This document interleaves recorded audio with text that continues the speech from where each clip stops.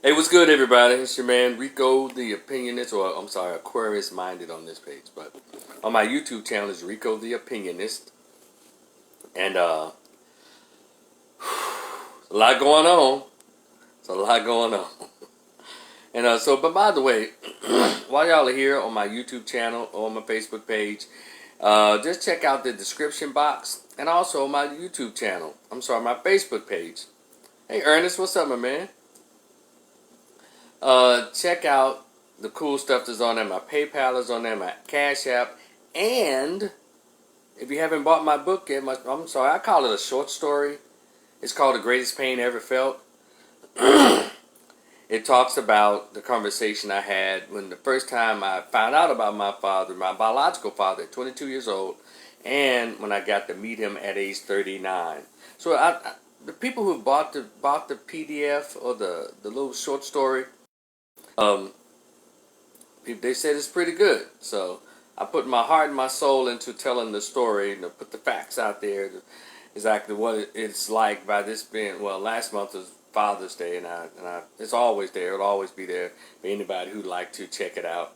All you have to do is send, hit Cash at me like $10, and please, or PayPal me $10, and send me an email address, and I'll make sure you get your copy. Just email it back to you because it's in a PDF, just something like that. It's only like 40 pages, but what I've been told by one of the readers of the short story is that it is a page turner.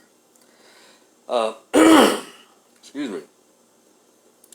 One of the main reasons that I'm here today is because a lot's been going on. Yesterday we talked about Felicia Rashad being attacked by a lot of black women, and guess what? She's also being attacked by more black feminists, young women. They're calling for her to be fired from Howard University.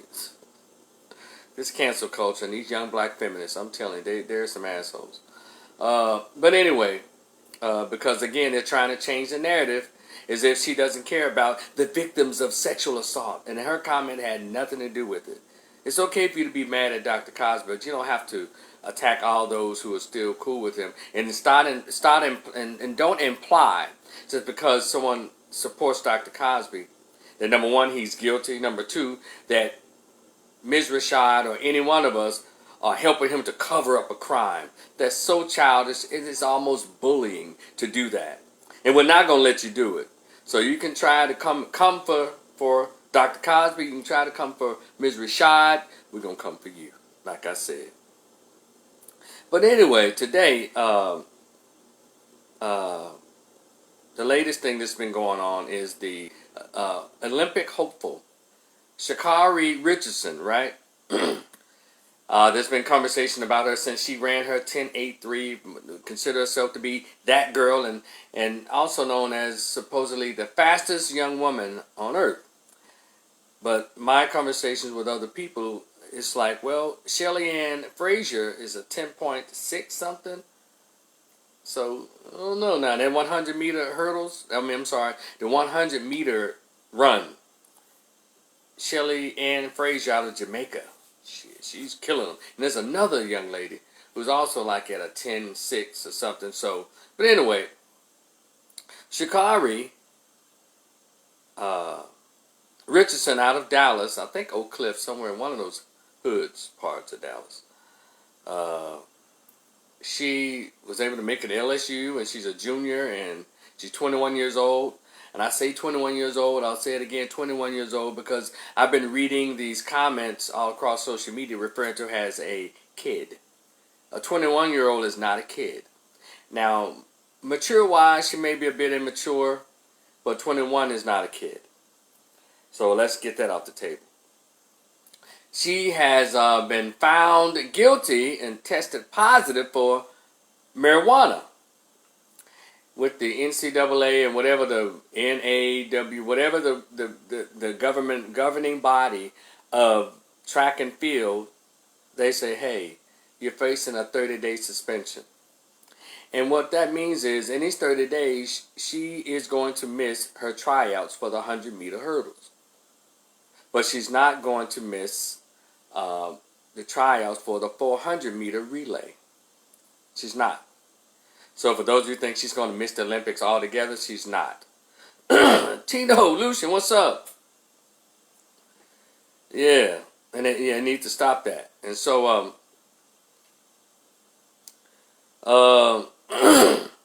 and so having said that, some people have been calling her dumb. And people have been become upset because they were calling her dumb for doing it. Well, let's look at this. Because I saw the interview this morning. And let me tell y'all, those of you who have not watched the interview that she did with Savannah Guthrie on the Today Show. I watched that interview. And she came in full Mr. Snuffleupagus eyelashes. And she had that P-Valley stripper blonde weave down her head, and she was her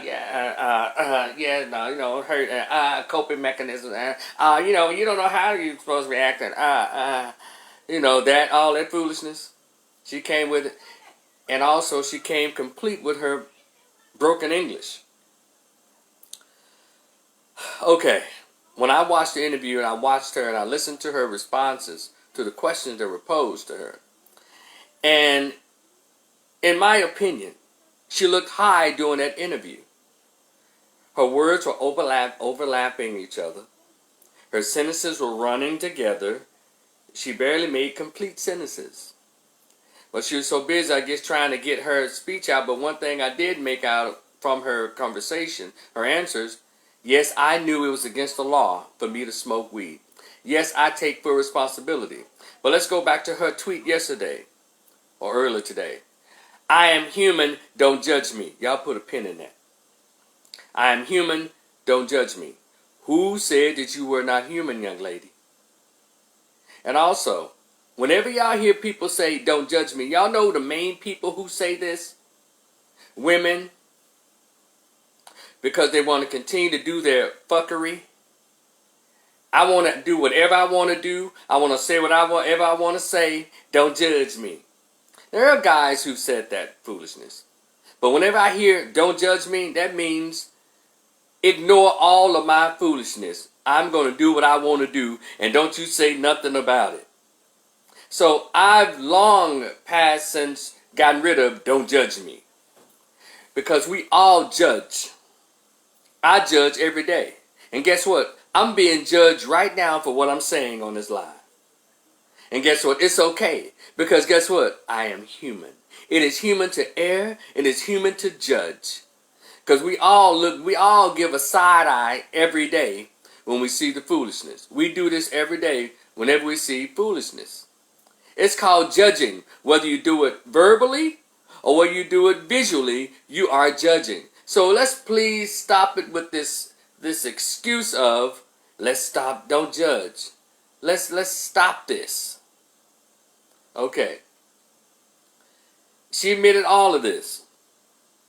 And I read a Facebook page, the dude said it was dumb and it was stupid shit that she did. And it was. It's the truth. She was dead wrong and she admitted it. But see, here's the part here. Now, I'm going to talk about a lot of things, so y'all give me a minute. The reason it was considered dumb, and I said she did a dumb thing on purpose, because she admitted that she understood the rules. And also, she's been at LSU, Louisiana State University, known for having a major track team, Olympic winning track team over the years. She's been at LSU for 3 years. So she understood what her role is and she understood what she's supposed to be doing. But then Savannah Guthrie tried to give her an out. Well, I know that you took those edibles in Oregon, and it's legal in Oregon. But you know, it's against the rules here in other states. But also, when we give these people passes for behaviors that they know that they're doing, it's not helping them.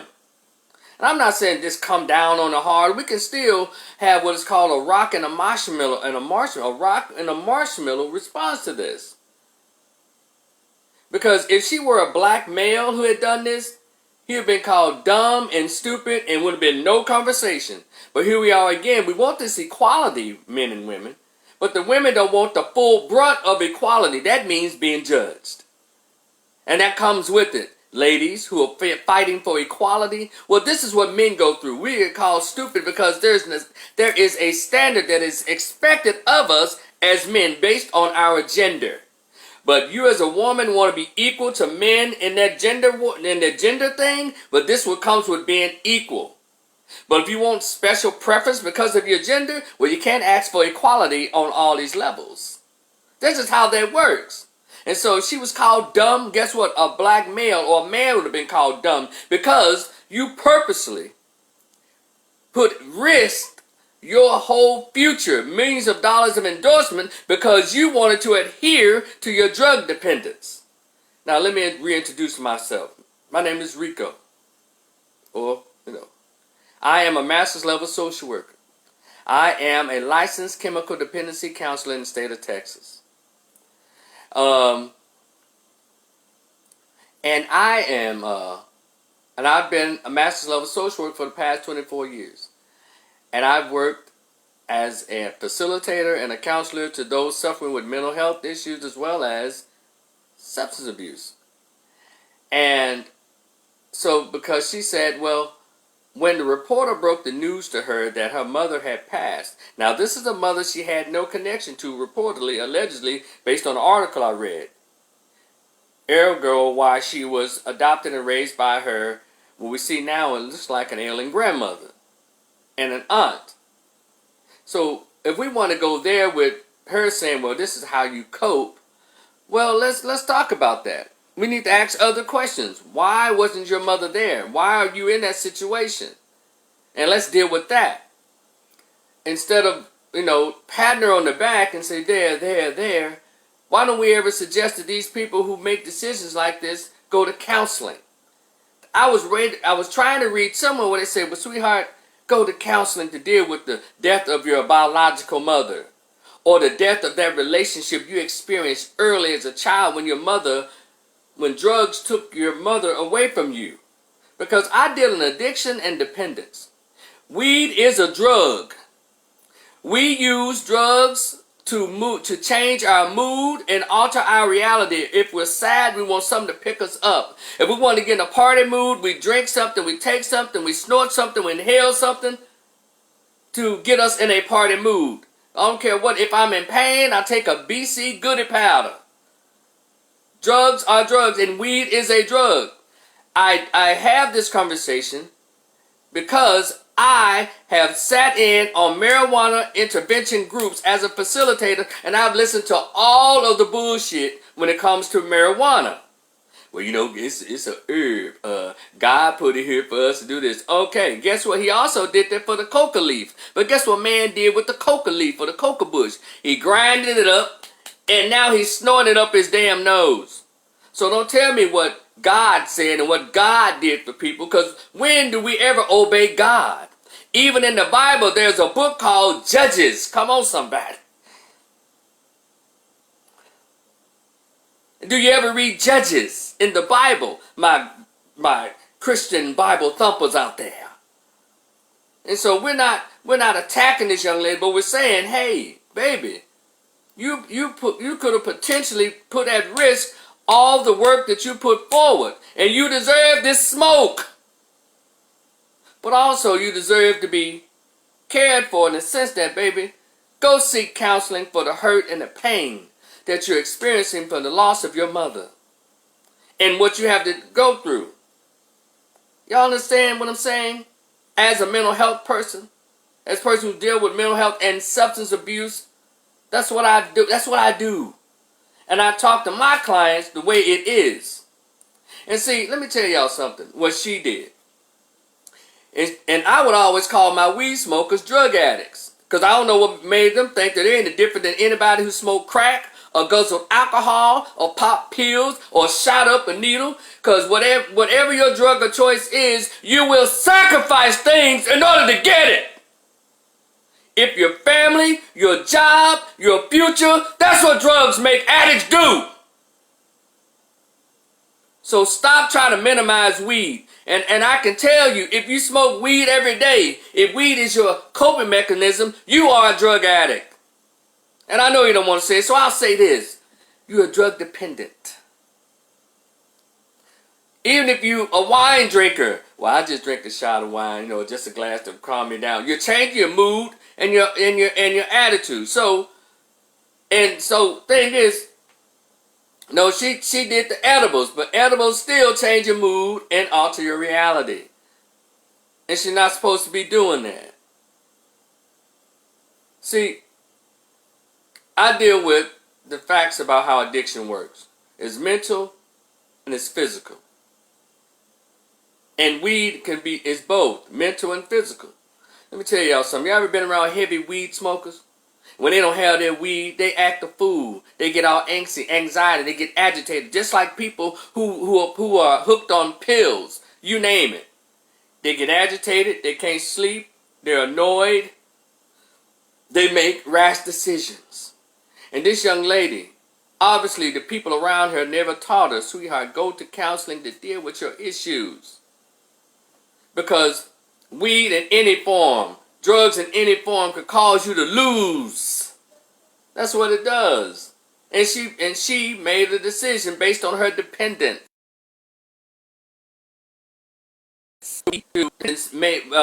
Based on her addiction to that feeling.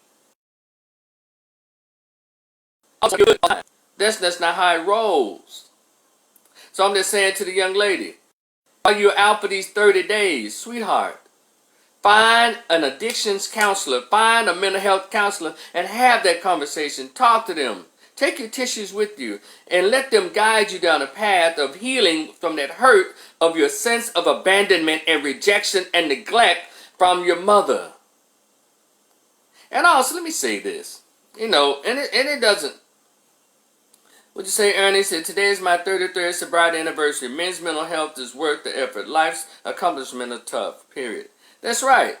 And congratulations, Ernie, on that. And so we can't continue to allow drugs to be our coping mechanisms. We have to, it's 2021. Why is counseling still considered a cuss word in our community? We say among men mainly, but also in our community at home as a whole. We do not push counseling on our people. We need to. A lot of us are walking mental dead around here. We are numb people walking around here.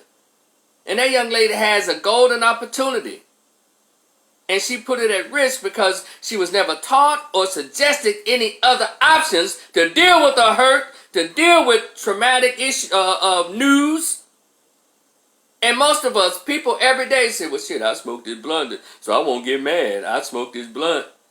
I eat edibles or whatever it is. I drink this alcohol. I snort this powder. I do whatever it is. And you fill in the blank to not feel this way. So I'm just saying to the young lady and to those who support her and want to, put baby powder on her ass and let her have a pass, don't do that. It's right. It's racism. It's not racism.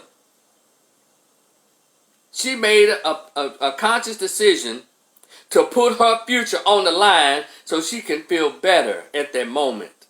Or so she can cope with the bad news, and according to her, of her mother, who she reportedly never really had a bond with, but still a mom, I guess. So she can feel better at the moment. So the question is, who failed her? We know her mom did. And I guess the people around who failed it, we have to give our people information. We have to give them information. And so for her to compete successfully in the 400 meters, we have to tell her, young lady, sweetheart, drugs are not the answer. And also to all my weed heads out there, weed is a drug. It'll send you out to ruin your future, your possessions, whatever it is, just like crack, crystal meth, powder, cocaine, alcohol, anything else. It just happens at a slower pace. Weed takes a while for you in order to take you down. And we want to say, well, it's racism because they don't want her to beat them white girls. Look, let me tell y'all something about that. Jesse Owens, Wilma Rudolph. Y'all remember those names from the 1920s running in track? They was up against actual direct and physical oppression of racism in the 20s and the 30s. Jesse Owens ran in Germany, and Hitler didn't even shake his hand, didn't even recognize him as a human being. But you know what he did? He still ran his race without drugs or anything else under that actual pressure. Wilma Rudolph. I mean, yeah, same thing. Althea Gibson, tennis. See, we had folks who actually faced racism in their face.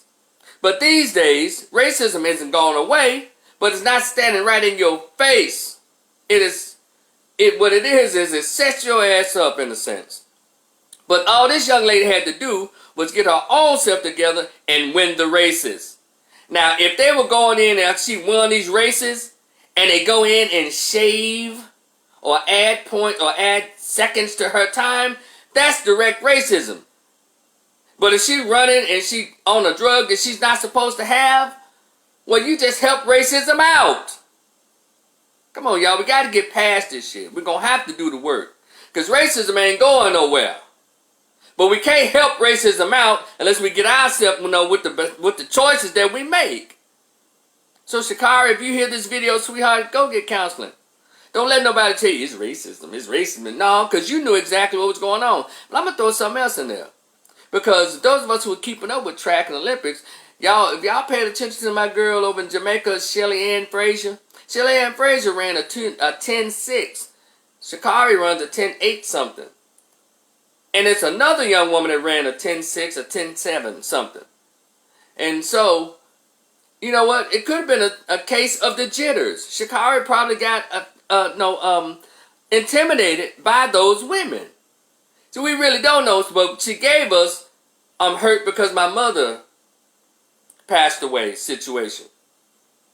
So we have to, take in consideration what's going on. Maybe she'll tell us. Hopefully she'll use these 30 days to get in some kind of rehab and treatment for what's going on with her. Because she still can be great. She's still on her way to be awesome, but she has to get her issues together. And I appreciate her taking responsibility for what she did. But now let's deal with the motivation behind what she did. It's not because her mom passed away. That girl had problems way before her mother passed away.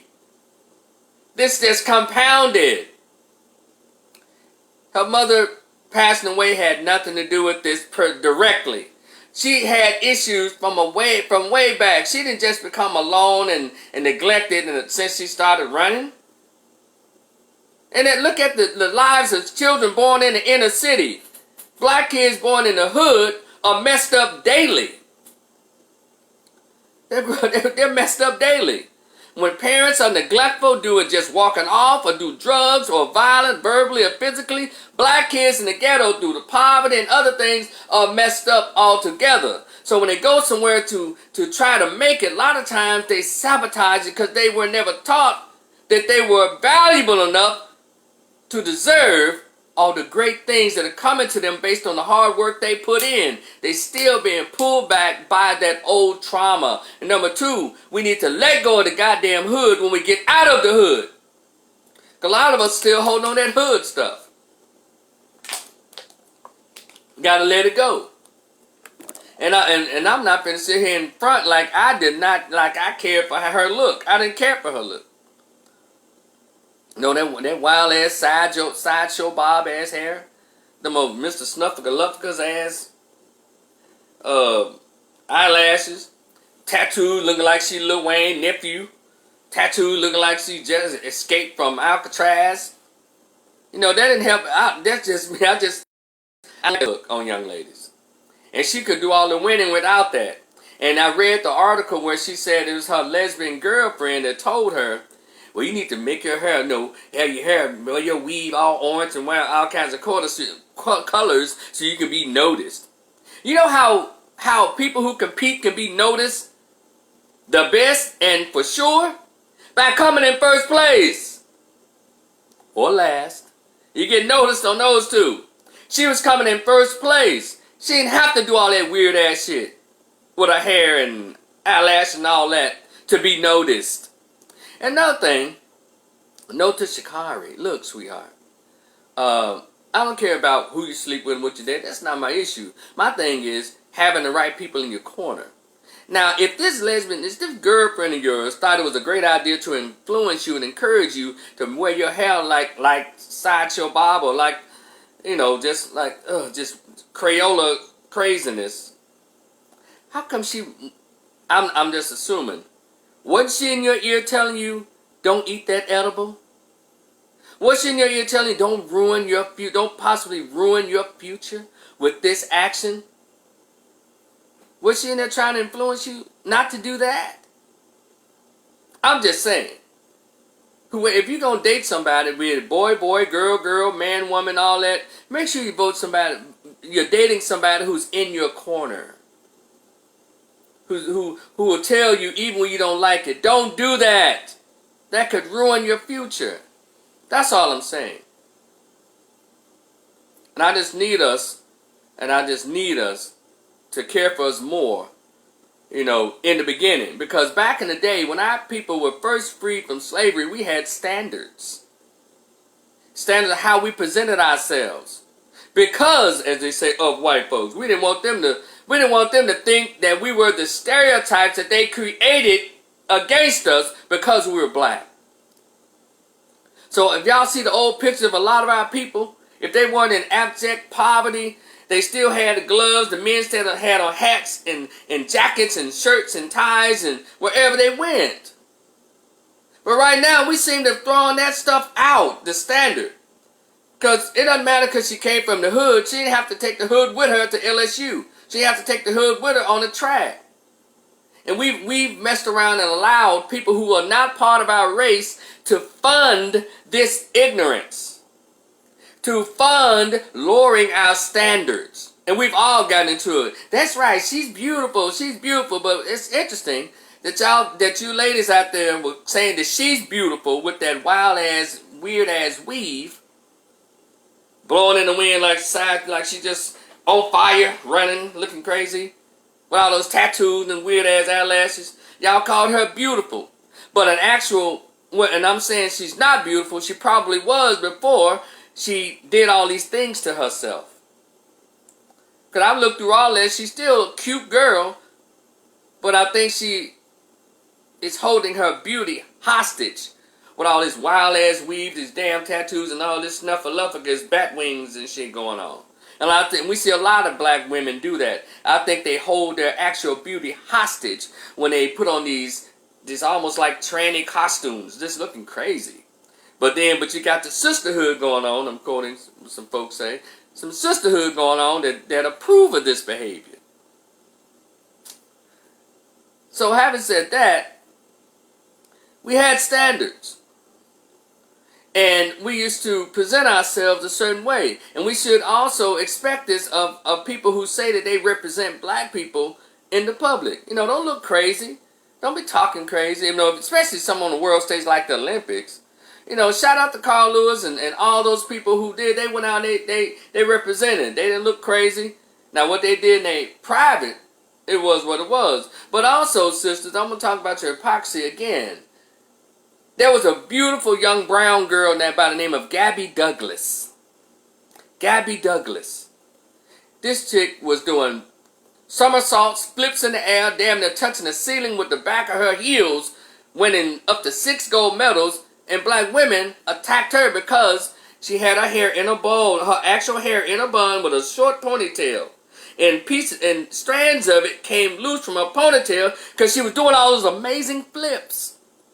She was winning gold medals, and black women attacked this beautiful brown girl with no makeup on, a smile that lit up the stadium. Shout out to Gabby Doug. She was so cute, and she's even more beautiful today. Now, not all that stuff going on, but black women attacked her. So much so that the damn girl, that damn girl went out and put on this hair hat looking crazy. She had to get out of her natural self. She believed, or she was made to feel, that she had to get out of her natural self to appease black women's opinion of what they think was representing them. But this girl who actually looks crazy, y'all call her beautiful. So it's not Gabby Douglas, it's not me, It's the masses of our women that's weird. Don't know what black beauty is unless it's covered up with some kind of transgender look. And of course, not all. Y'all hear me? Not all. But you know, the masses, and don't act like I was the only one that saw this. And I really felt bad. I was angry that he was putting this young woman through this. And I think they halfway got some side eye for Simone Biles too, but Simone is killing the game. So, you know, sisters, maybe y'all need to go to therapy too to find out what actual black beauty is. Because all this attacking sisters because they're not wearing yaki, because they're not wearing an Asian woman's hair in their head or a white woman's hair in their head that they glued and sewed and stapled in like a dumbass. So they're not beautiful, wearing the hair that God gave their mother and they passed on to them. It's not black men, it's y'all. I'm not saying that ShaCarri isn't cute, because she is. But I have to look past the bat wings. I have to look past the tattoos. I have to look past that weird-ass weave. And I see a hurt, cute girl.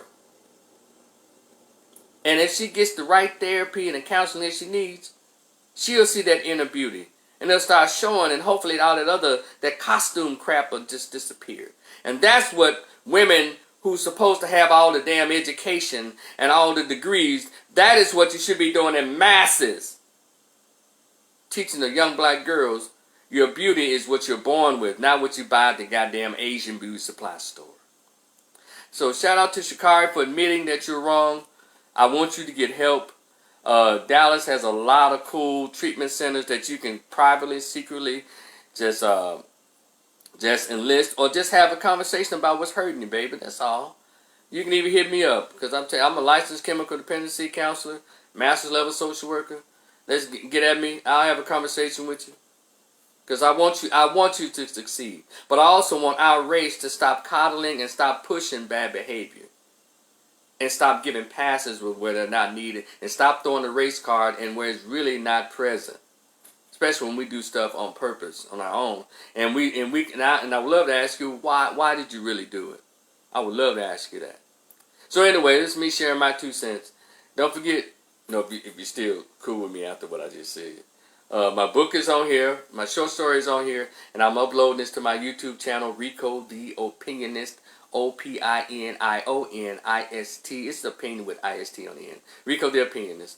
And please share this video. Share. But anyway, I'm going. I want to beat a dead horse. Y'all enjoy the rest of your day. And I'm gonna enjoy the rest of this water. Y'all be cool. Peace.